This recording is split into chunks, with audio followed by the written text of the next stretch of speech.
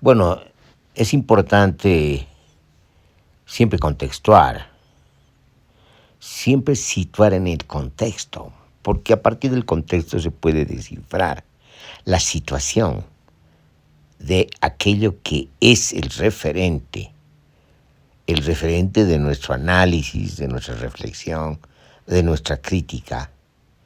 Es decir, la interpretación requiere del contexto. Eso ya lo había dicho la hermenéutica antigua. Y la hermenéutica moderna también sigue lo mismo, en el sentido de que se trata de una interminable interpretación, pero es una interpretación que siempre contextúa, que siempre relaciona el texto con el contexto. Y podemos hablar de una hermenéutica crítica, ya hablando a partir de Jacques Derrida, de la deconstrucción, y en ese sentido también hablamos de contexto, de contextualización, y también de una especie de desplegamiento del referente, de todos los pliegues del referente, y eso significa desentrañar pues lo que ocurre. Es decir, hay un contexto también del propio referente, y ese contexto del referente está relacionado al contexto como tal. Entonces es importante no perder de vista el contexto. Bueno, y cuando se trata de historias, de seguir historias o trayectorias y por lo tanto ciertas secuencias, obviamente seleccionadas, es importante tener también en cuenta el devenir del contexto. No perderse en la historia, en la trayectoria del referente. Es como creer que el referente está suspendido, ¿no ve?, en la nada, y que hay solo, digamos, la trayectoria del referente, y que la trayectoria del referente se va a lograr interpretar a partir precisamente de su propia secuencia, pero sin relación con el contexto. Y eso es como de alguna manera volver al mito, en el sentido de, en el ensimismamiento del mito. Y eso es no salir no solamente del mito, sino de los límites del mito, y terminar dando vueltas en un círculo vicioso, pero ya no de una interpretación, sino de una tautología.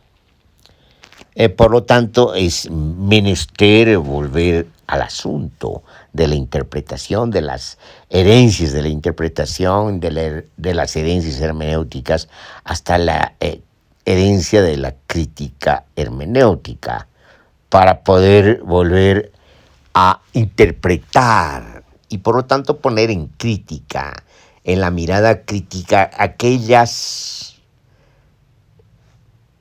referencias y aquellas formas de interpretación que se ahogan, que se remiten, se circunscriben solo al referente, olvidándose del contexto.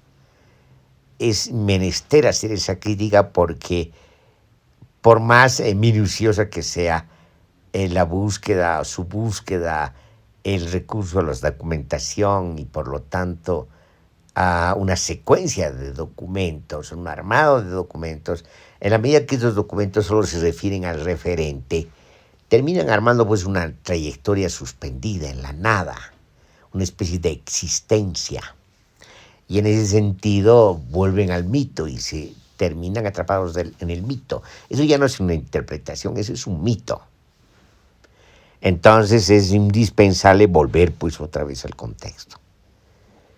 Y nos referimos básicamente a aquellas historias de héroes, esas historias de héroes que es también volver a la epopeya, es decir, retroceder a la epopeya, escapar del análisis que es más riguroso, y también en términos de la narrativa de la novela, que es una especie de crítica al héroe, es volver a mitificar el héroe, es un canto, es una epopeya. Y por más que se utilicen métodos históricos, historiográficos y documentales, o se termine analizando desclasificados en la medida que solamente nos referimos a la trayectoria del referente. En realidad estamos volviendo a partir de métodos históricos, historiográficos, al mito, a la mitificación del mito, es decir, a una tautología, a un ensimismamiento. Y por lo tanto, al final de cuentas no dicen nada, no aportan nada en términos de interpretación, de comprensión, de entendimiento y de conocimiento de aquel referente que está siendo objeto, por así decirlo, del análisis. Entonces nos colocamos desde ya en la crítica de estos textos. Es decir, uno de los hombres más mitificados recientemente, en la historia reciente o en la historia inmediatamente anterior a la historia reciente, si ustedes quieren, si ya podemos diferenciar otras etapas, es Ernesto Che Guevara, del quien se ha escrito mucho y se han hecho historias importantes. Y se han logrado hacer una secuencia de seguimientos cada vez más aportadores. Desde los primeros libros de su primer biógrafo, John Lee Anderson, que hace un aporte importante, una historia de una trayectoria y obviamente hurga ciertos contextos, pero no necesariamente logra descifrar desde el contexto lo que está ocurriendo. Pero de todas maneras, desde ese libro hasta el Taibo II sobre Che Guevara, se tiene un avance, porque se tiene más documentación, se llega a las desclasificaciones de la KGB y de la CIA, y además se tiene acumulado toda una historia, y además después de la muerte del Che se tiene el seguimiento de lo que viene posteriormente, y por lo tanto se tiene en cuenta, digamos, una serie de desenlaces. Sin embargo, como hemos dicho en relación al primer texto biográfico del Che, también en este caso no logran contextuar. Taibo II no contextúa, o sea, no estamos en el contexto, estamos en la historia. Y obviamente tenemos esa inclinación al mito, al volver al mito, a pesar de los métodos rigurosos que se emplean de historiografía, cada vez más actualizados. Pero es importante precisamente volver a esto. En Bolivia se ha vuelto a escribir otro texto sobre Ernesto Che Guevara, y lo hace el historiador y economista Gustavo Rodríguez. La primera pregunta que se nos sale es aquella que dice, bueno, ¿qué más se puede decir después de el análisis que hace y el seguimiento que hace Taibo II? Y podemos encontrar quizás nuevas fuentes, sobre todo relacionadas a los militares bolivianos, las clasificaciones, a los clasificados de los militares bolivianos. Puede ser y también al seguimiento del itinerario del Che después del Congo, sobre todo en Checoslovaquia.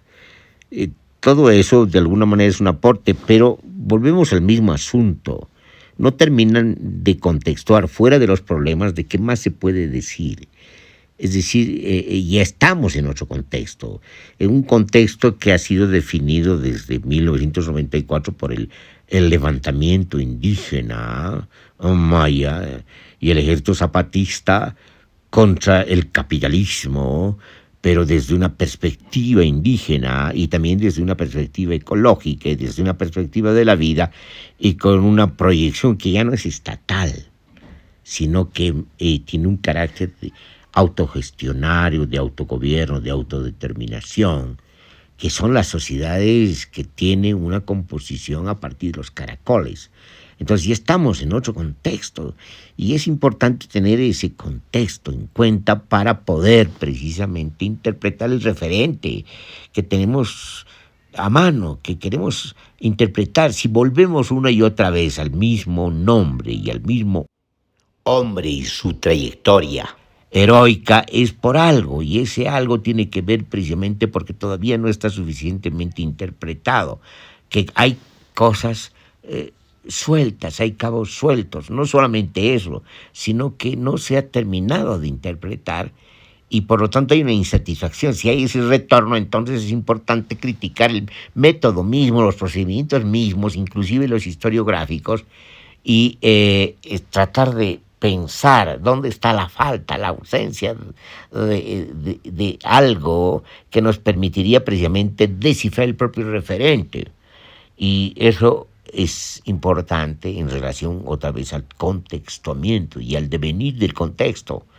Entonces es indispensable someter todos estos escritos a sus distintos contextos, a sus distintos devenires del contexto, para poder precisamente lograr, intentar la interpretación de lo que esconde el mismo referente, la composición, los plegamientos del referente, que son plegamientos del contexto. Es decir, el contexto se pliega y se repliega en el referente. El referente oculta el contexto. Y si queremos desplegar lo que se oculta en el referente del contexto, que es la complejidad del contexto mismo, debemos acceder a la complejidad del contexto, a su devenir y relacionar el referente con el contexto. Es decir, descifrar el referente desde el contexto y al mismo tiempo desplegar en el referente lo que se oculta del contexto.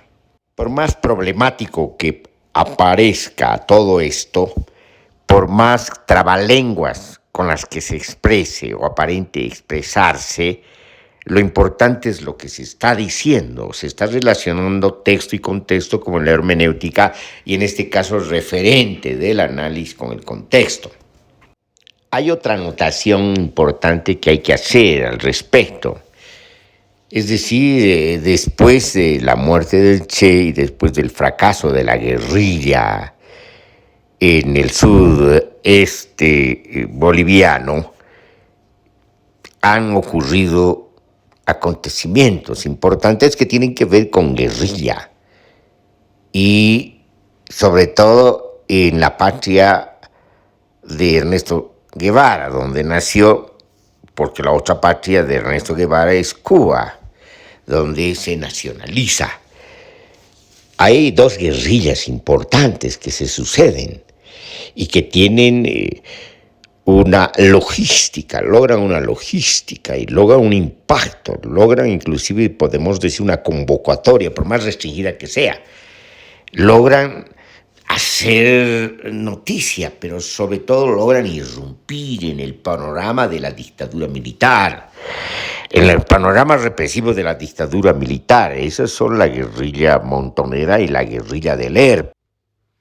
Y desde el punto de vista de la organización militar y de su expansión, aunque dure un lapso de tiempo, son logros que no ha logrado en este sur, en esta Suramérica, en esta geografía suramericana, Ernesto Guevara.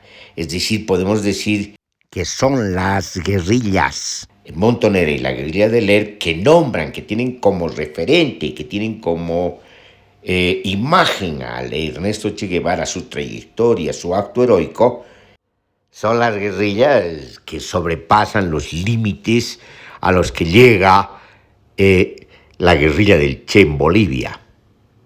En otras palabras, no se puede hacer un análisis de la trayectoria del Che y una nueva interpretación, avances en la narrativa sobre Ernesto Che Guevara y su guerrilla y su trayectoria, sin tener en cuenta pues estos contextos, estos otros contextos que son muy importantes.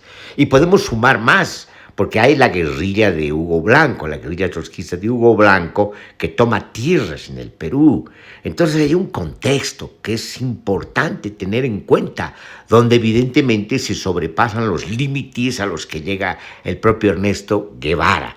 Entonces, si no se toma en cuenta todo esto, no se está tomando el contexto, no se está haciendo una interpretación de la trayectoria y de la irradiación del significado histórico, político, social y cultural de la trayectoria del Che, de su guerrilla, tanto en Cuba como en el Congo y sobre todo en Bolivia, y nos estamos otra vez, como hemos dicho antes, perdiendo en la mistificación del mito, en la mitificación del mito.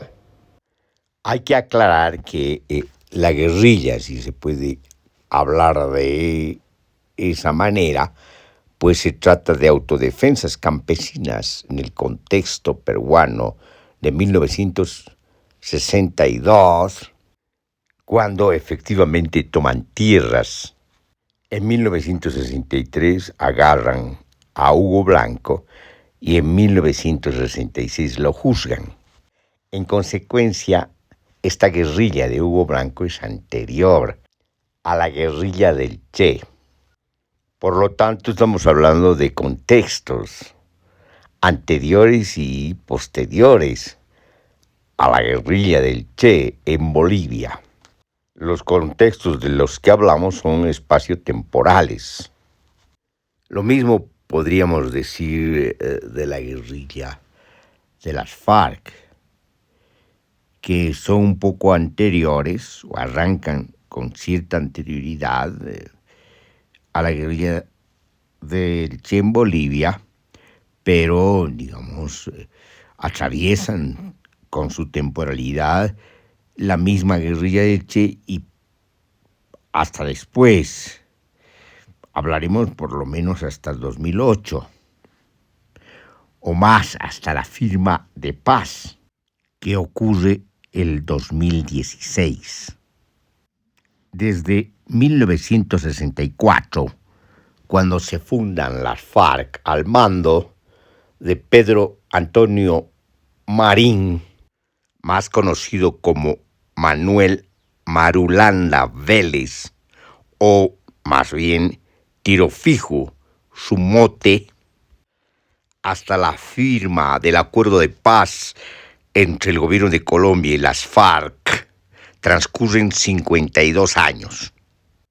De la misma manera podemos hablar de la guerrilla del M-19 que se da desde 1974 y transcurre hasta la anterior firma de paz, que corresponde al inicio del proceso constituyente en Colombia.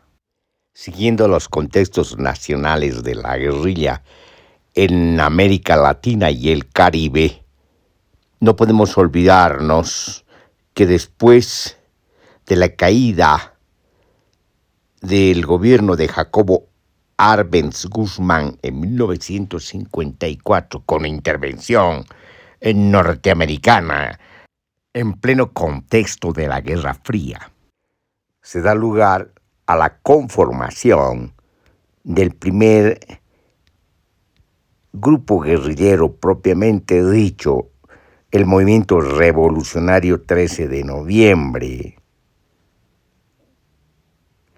y el cual estuvo activo en oriente del país hasta 1971.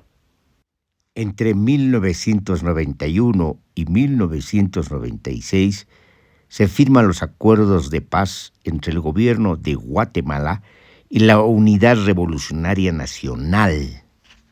Tampoco podemos obviar lo que ocurrió en El Salvador con la guerrilla del Frente Farabundo Martí de Liberación Nacional, que se desenvuelve entre 1979 y 1992. Y de ninguna manera podemos olvidarnos del país de las guerrillas campesinas, que es México.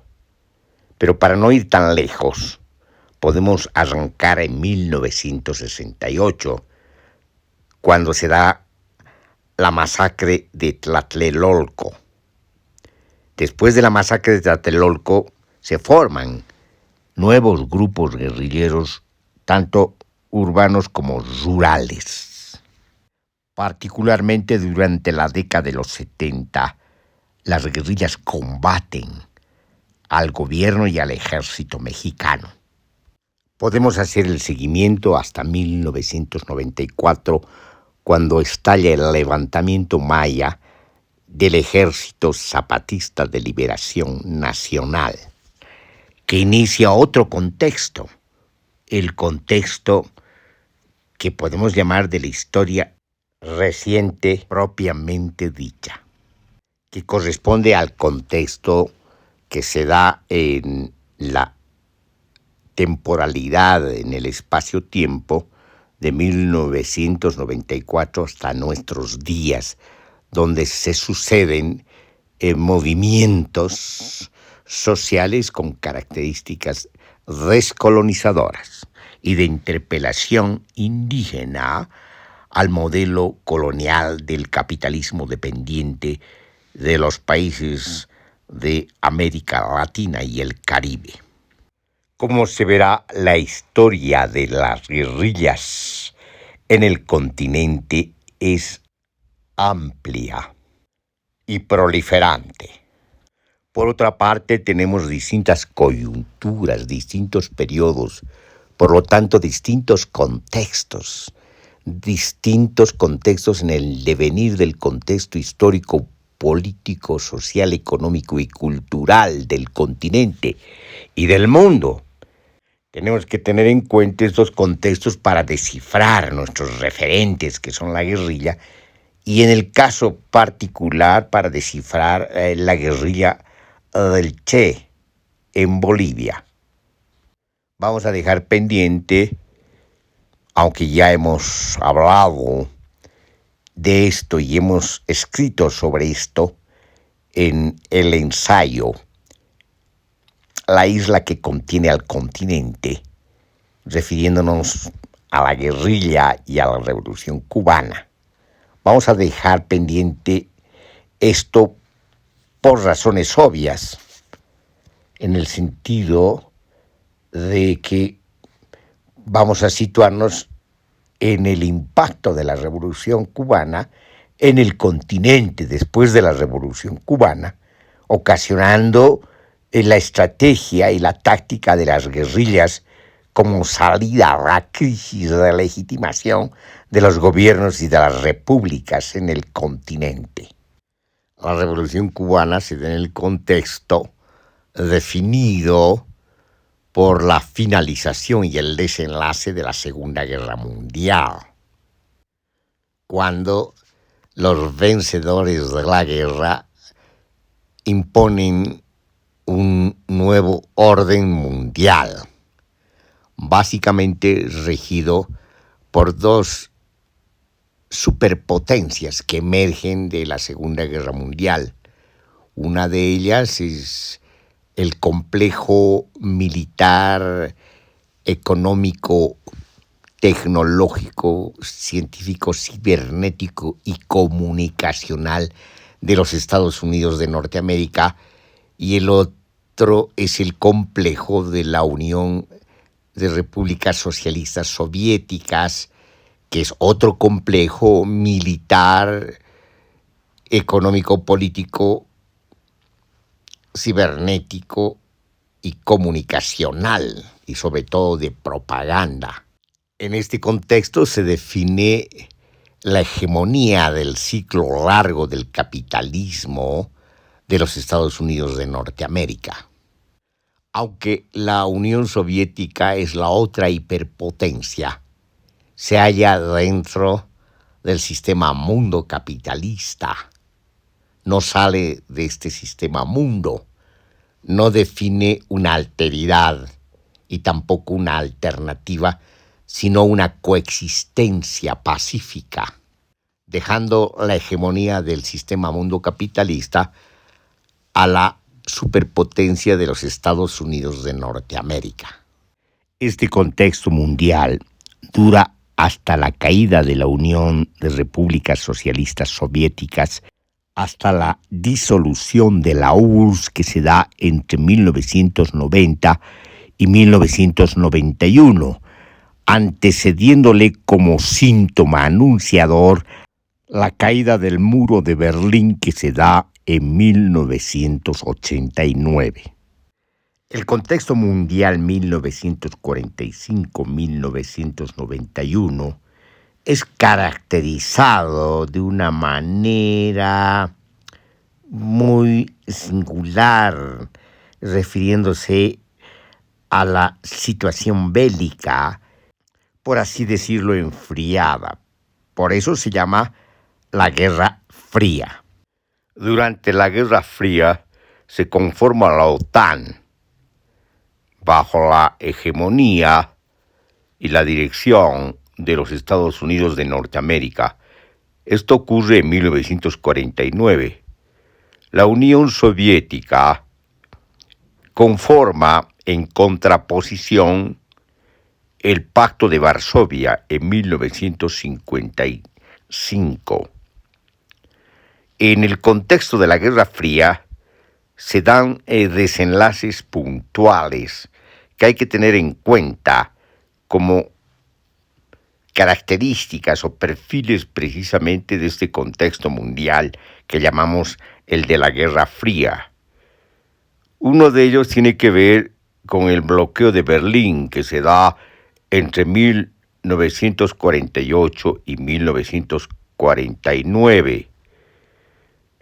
Después tenemos que hablar, en este mismo contexto, de la Revolución China, sobre todo de la segunda fase de la Guerra Civil en China, que se da entre 1946 y 1949. En 1949 ingresa el Ejército Rojo, un ejército de campesinos a nombre de la dictadura del proletariado a Pekín. Después tenemos que tener en cuenta la misma guerra de Corea que se desata entre 1950 y 1953. También hay que tener en cuenta la crisis que se da en Medio Oriente, llamada crisis del Canal de Suez, que ocurre en 1956.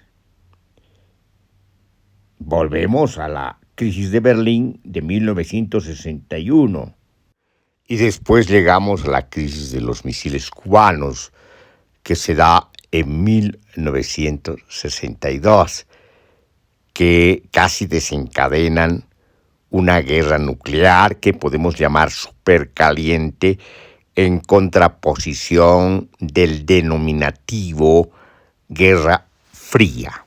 Teniendo como referente inmediato a la Guerra de Corea, más tarde, un poco después, se desata la llamada Guerra del Vietnam, que se da lugar entre 1955 y 1975.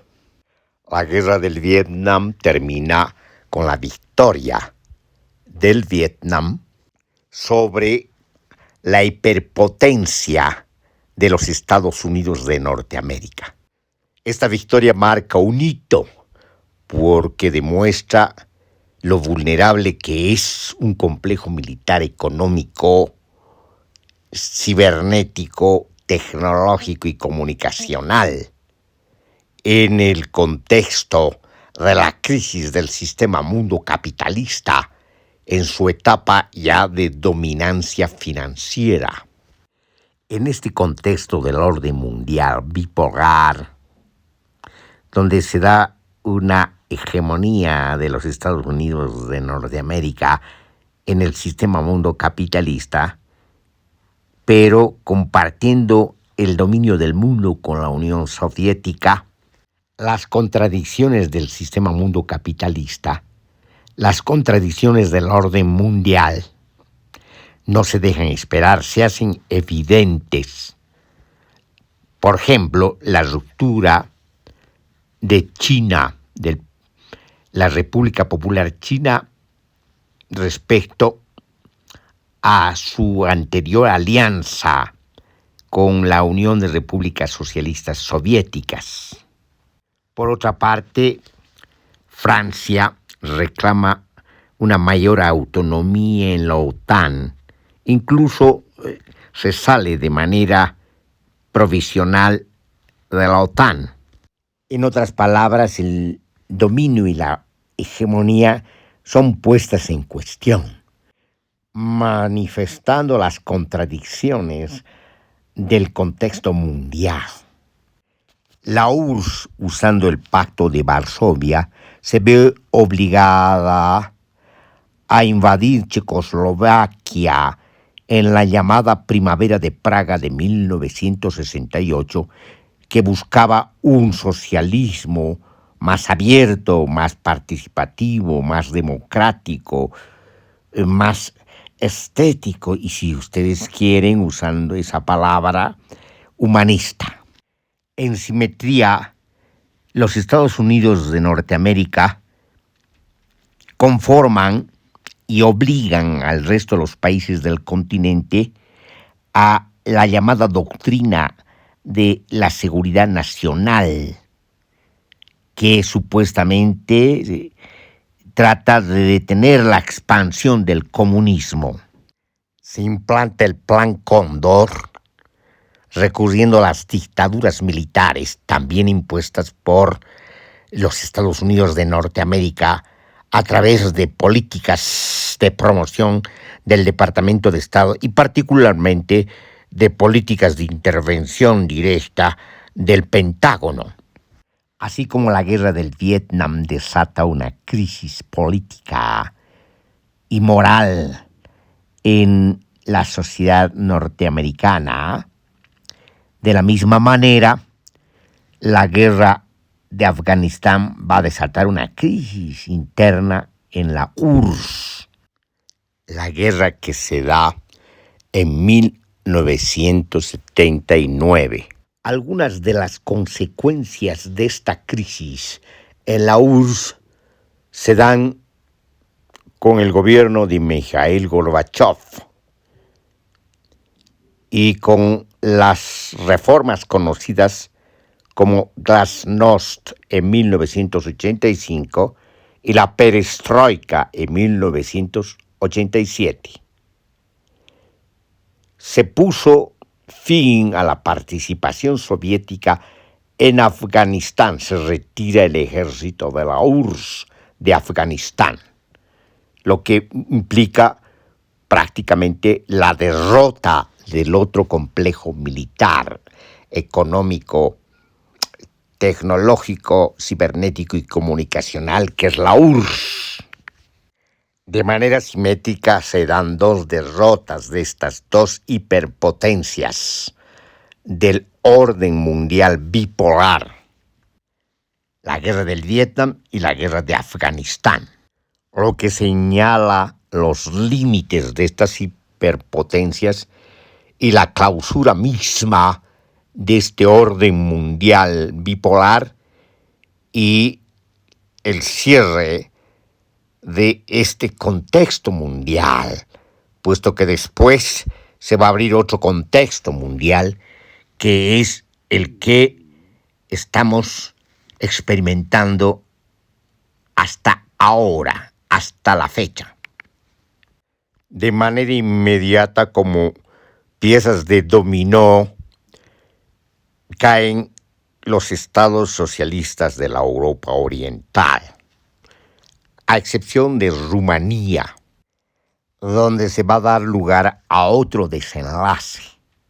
El otro contexto mundial que se da desde 1991, fines del siglo XX y comienzos del siglo XXI, sobre todo ya desde esta perspectiva, desde el momento en que estamos enunciando y hablando de los contextos mundiales, es decir, a la fecha actual, 2023, cuando podemos hablar de otro contexto, como hemos dicho, que se caracteriza por la emergencia de los BRICS,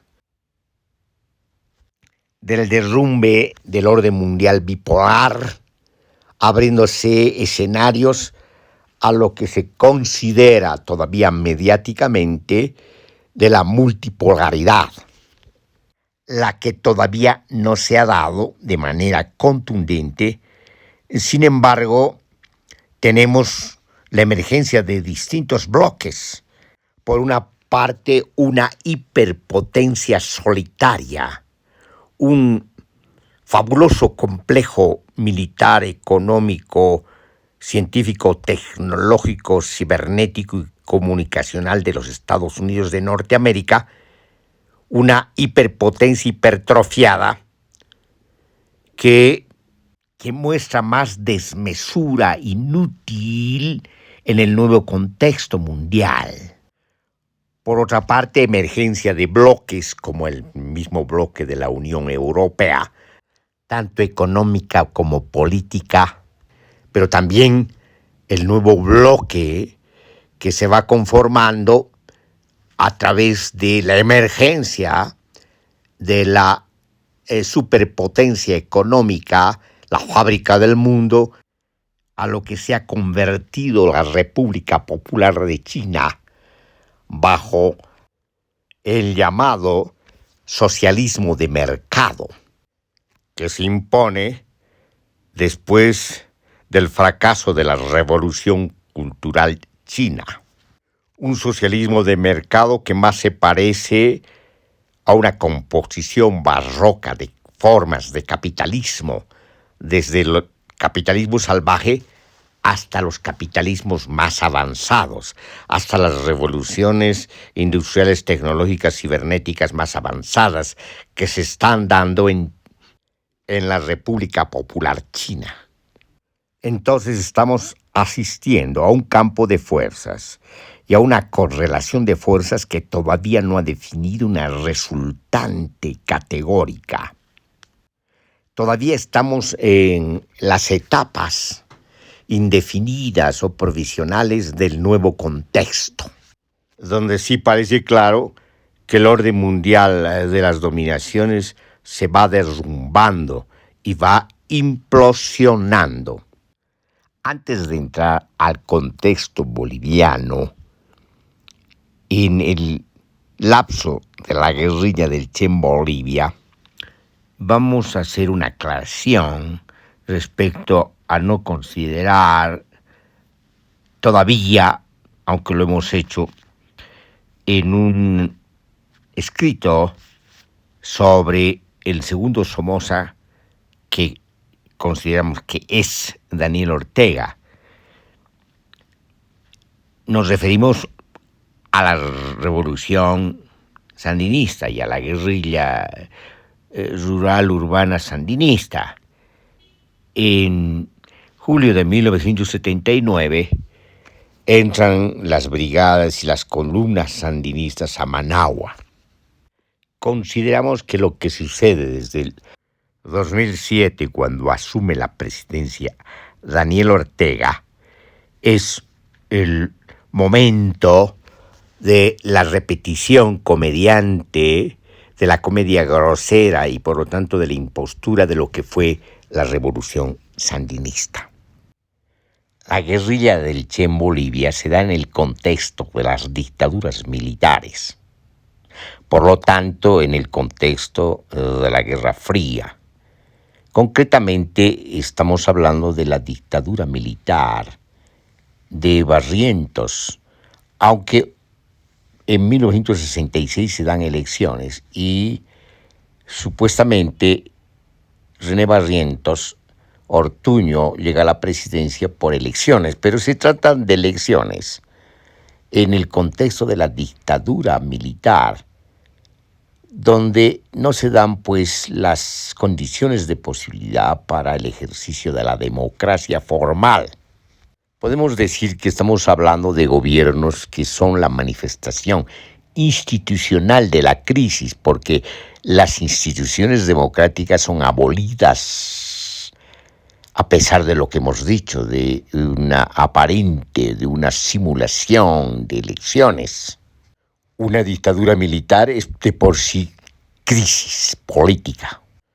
Barrientos levanta las reservas fiscales y las concede a lo que se va a conocer como la burguesía de la minería mediana, que en realidad es una especie de restauración y continuidad de la burguesía de los varones del estaño. La dictadura militar disfrazada entrega los hidrocarburos, concretamente el petróleo, a la Gulf Oil, a una empresa transnacional norteamericana.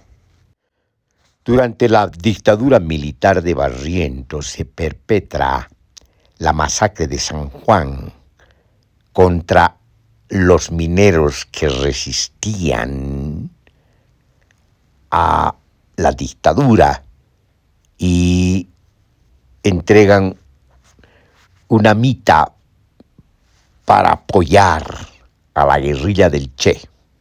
Ya antes, después del golpe militar de 1964, cuando concluye el periodo de la Revolución Nacional de 1952, se persigue a las dirigencias de la COV y a las dirigencias mineras y a los partidos de izquierda.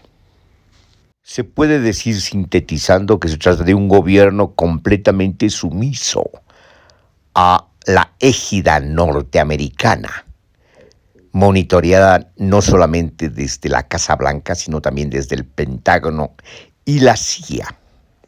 Si bien se da la guerrilla del Che en este periodo aciago, no hay que olvidar que inmediatamente anterior a las dictaduras militares, hablamos del periodo de la Revolución Nacional, 1952-1964, donde se producen las grandes reformas que dan lugar no solamente a la ampliación democrática, sino a los efectos de Estado, desde las nacionalizaciones.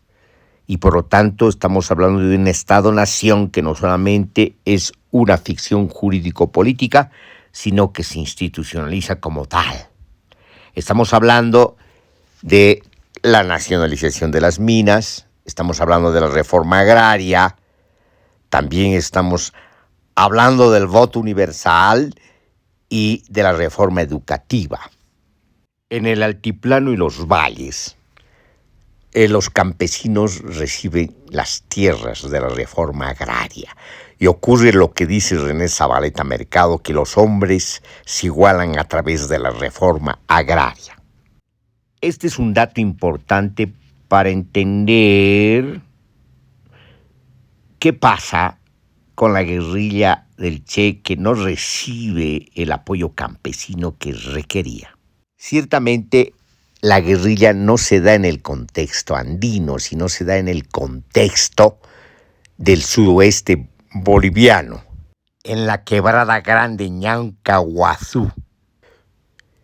Entonces, estamos hablando de otro contexto y otro perfil de los campesinos que, si bien de manera tardía tienen cierta irradiación de la reforma agraria, la situación de los campesinos es distinta en un contexto donde hay abundantes tierras y más bien la reforma agraria va a impulsar un desarrollo agrario implementando el Plan Bohan, la articulación Occidente-Oriente boliviano, va a impulsar a la burguesía agraria, que después se va a convertir en la burguesía agroindustrial.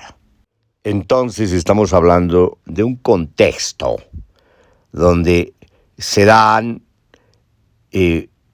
no solamente pequeños propietarios, sino propietarios medianos y hasta hacendados, en algunos casos ganaderos, en otros casos agrícolas, en una región guaraní, es decir, de comunidades indígenas guaraníes que adquieren su nombre propio debido precisamente a las designaciones que se les hacen.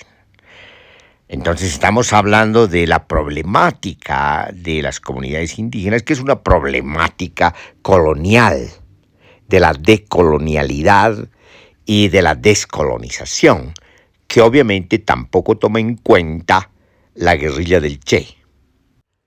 El Ejército de Liberación Nacional de Bolivia, ELN, estableció el campamento de base de la guerrilla en una finca atravesada por el río Ñancahuazú, que es uno de los ríos tributarios del Río Grande, a 250 kilómetros al suroeste de la ciudad de Santa Cruz de la Sierra. Una de las hipótesis que parecen plausibles es que Ernesto Che Guevara instala su campamento en el sudoeste boliviano con el objeto de extender la guerrilla a la Argentina, al norte argentino, donde ya se había dado una guerrilla que fracasó. Hablamos de la guerrilla del Ejército Guerrillero del Pueblo, dirigida por el amigo de Ernesto Guevara, Jorge Massetti. Esta guerrilla, que apenas dura menos de un año, entre 1963 y 1964, es pues un antecedente en las preocupaciones y en la memoria y en la intención de Ernesto Guevara. Al respecto, como preparación preliminar de la guerrilla, llega la argentina alemana llamada Tamara Bunke, con el nombre conocido de mote Tania.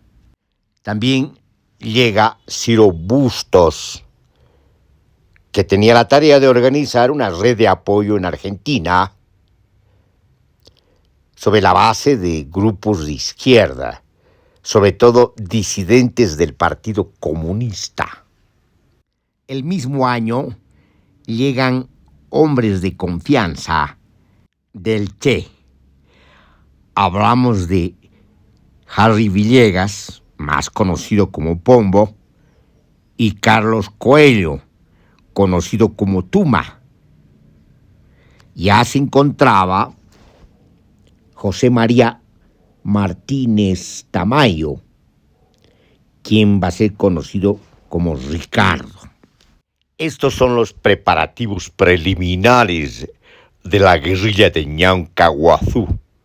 El Partido Comunista Boliviano sirve de apoyo logístico, pero institucionalmente no se compromete de lleno en la guerrilla, salvo la juventud del Partido Comunista, cuya parte de sus miembros ingresan y se incorporan a la guerrilla, entre ellas la conocida Loyola Guzmán.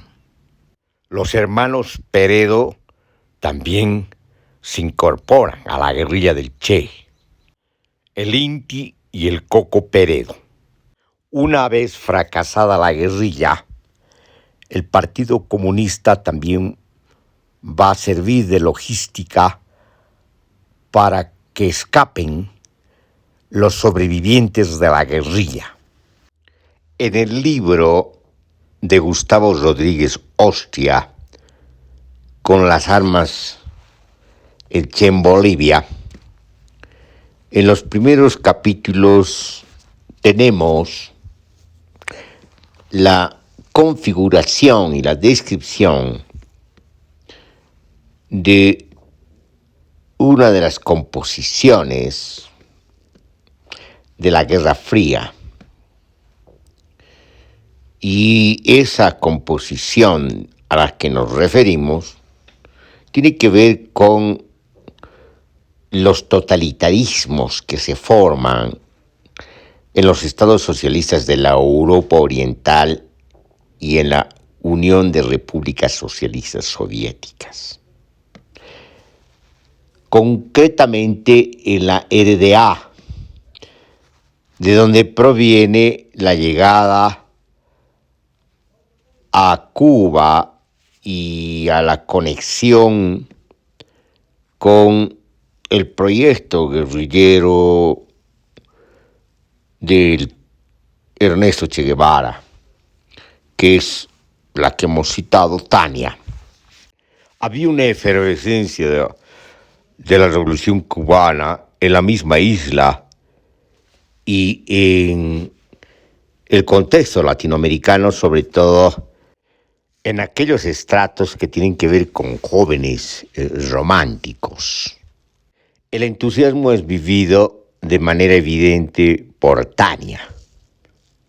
El entusiasmo de la Revolución Cubana contrasta con la situación depresiva que se da en las sociedades de los estados socialistas de la Europa Oriental y de la URSS, dominadas por una burocracia poco ingeniosa y poco intelectual, si comparamos con la inteligencia que se dio con los primeros bolcheviques. En esos países se entumecen los músculos, se aquietan los nervios, se pierde el entusiasmo y se vive la memoria y el rumiar de la revolución de una manera propagandística. Ernesto Guevara encarna ese entusiasmo y a partir de su propia experiencia proyecta la continuidad de la revolución a nivel mundial, sobre todo en América Latina y el Caribe, particularmente en Argentina, donde acaba de fracasar la guerrilla que comanda Macetti. La otra composición de la Guerra Fría, como hemos dicho, es lo que ocurre en el mal llamado bloque occidental, con pretensiones de democracia, particularmente formal, aunque ninguna de las características puede sostenerse plenamente, puesto que Occidente y Oriente son invenciones. Como dice el autor de Orientalismos, Edward Said. Por otra parte, el socialismo real tiene muy poco que ver con el socialismo, puesto que se trata de un capitalismo de Estado, atravesado por el diagrama de poder burocrático. Este contraste hay que tener en cuenta para entender el impacto de la Revolución Cubana en el mundo y particularmente en el continente, sobre todo por la irradiación y la proliferación de proyectos guerrilleros. Concretamente, para entender la incursión guerrillera en Yancahuazú.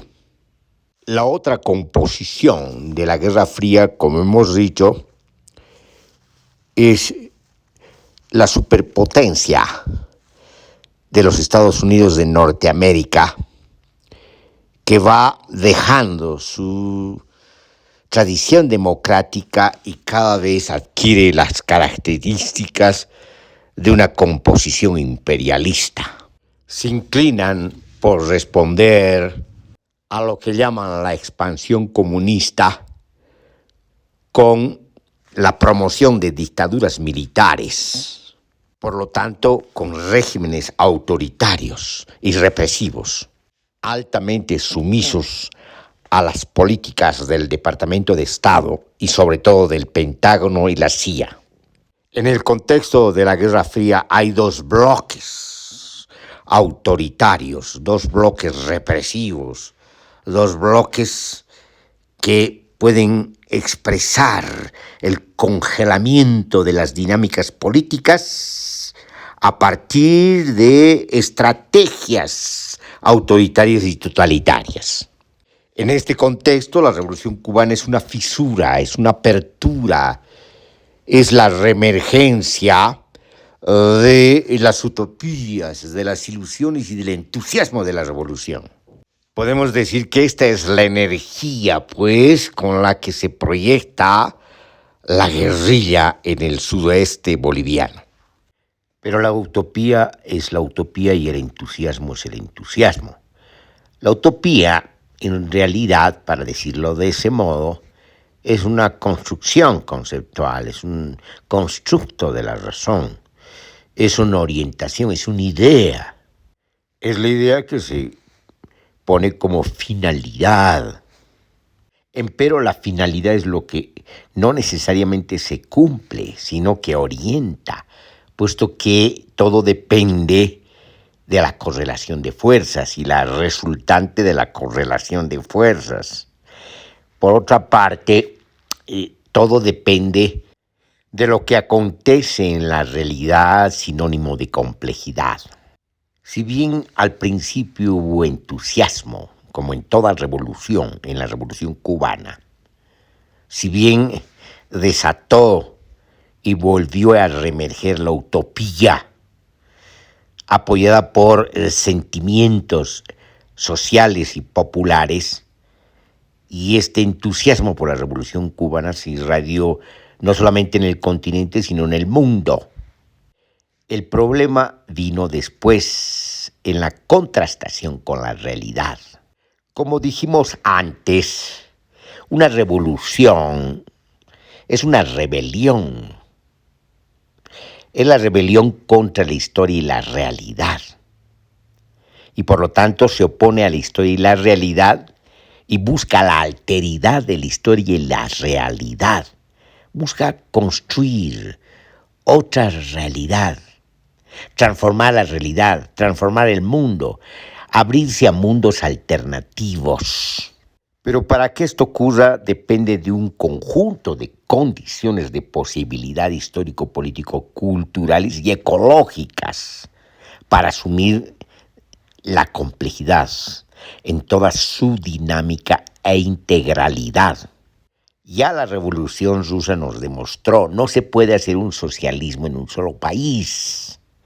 Ese es no solamente un aislacionismo, sino que termina deformando el propio proyecto de rebelión y por lo tanto el propio proyecto revolucionario, convirtiéndose paulatinamente en una contrarrevolución y en una restauración del Estado desde el poder y de manera grotesca restablecer el dominio ya no de la burguesía, sino de una burocracia que sustituye a la burguesía.